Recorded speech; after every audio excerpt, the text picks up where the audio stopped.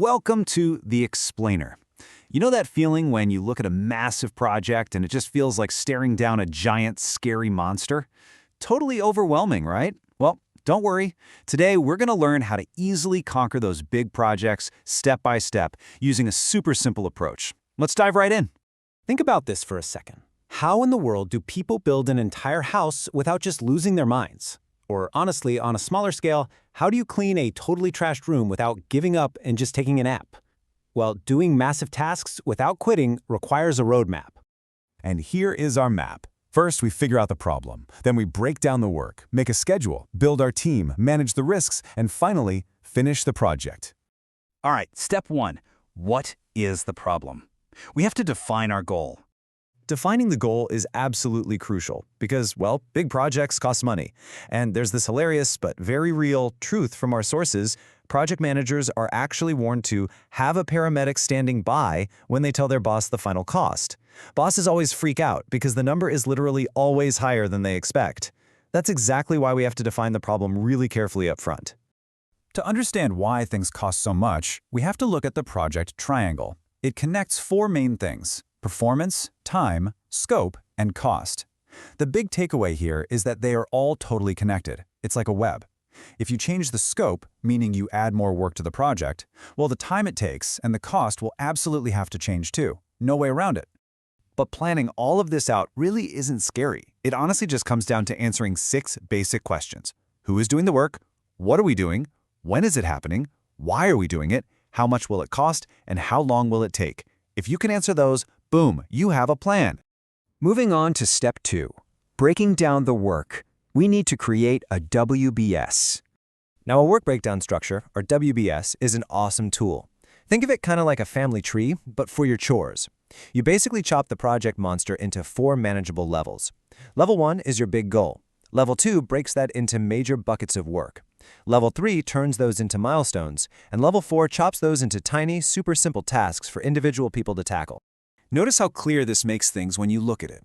Take a typical yard project. Instead of just saying, okay, fix the yard, it gets broken down into buckets like cleanup and cut grass. Then, under cleanup, we get tiny, super simple tasks like pick up trash and bag grass. See? It takes a giant, scary chore and makes it totally doable. But you might be wondering, how long will those tiny tasks actually take? Well, exact time estimates are basically impossible.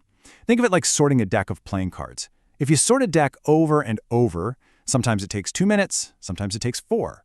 There's always going to be variation because, you might drop a card or get distracted. So we should never punish people who work fast because variation is just a completely normal part of life.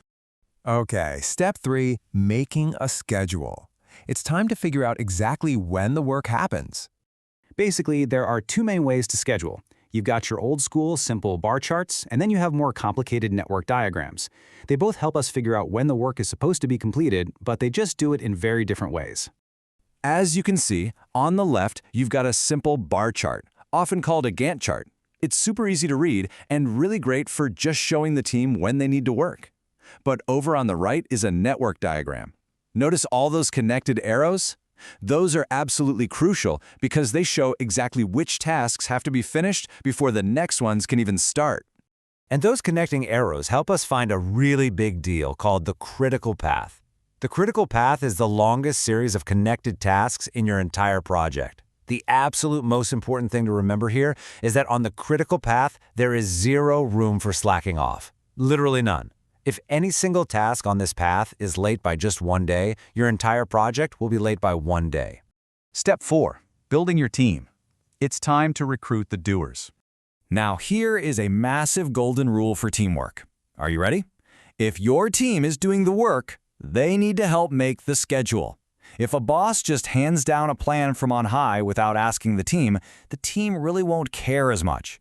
But if the actual doers help make the plan, they're going to work so much harder to make it succeed. So, when you are recruiting your team, you want to look for a few simple things.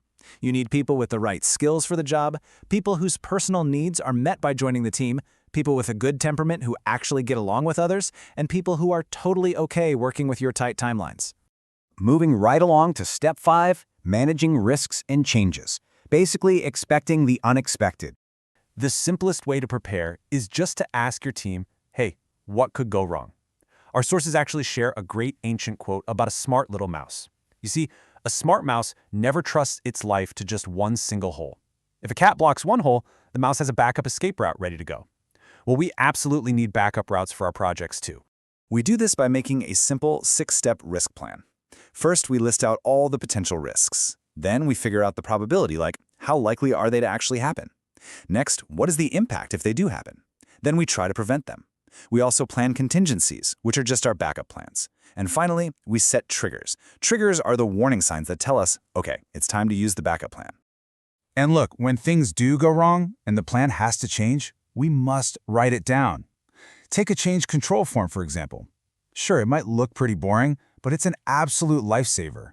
If you change your plan 37 times and don't write down why, you are going to get totally lost in the chaos.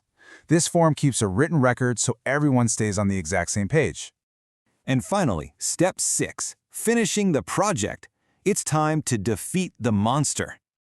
Before we wrap, check out this mind-blowing little detail from the research. One company found that when they forced their employees to stop juggling multiple projects at once and just focus on one single project at a time, their productivity actually doubled. Think about that. It proves that focusing your energy on just one project monster at a time works absolute miracles. So there you have it. By defining the problem, breaking down the work, making a schedule, building the team, and managing risks, you can achieve literally anything. I want to end by challenging you today. What massive project monster are you going to conquer next? Thanks so much for joining us on this Explainer, and we'll see you next time.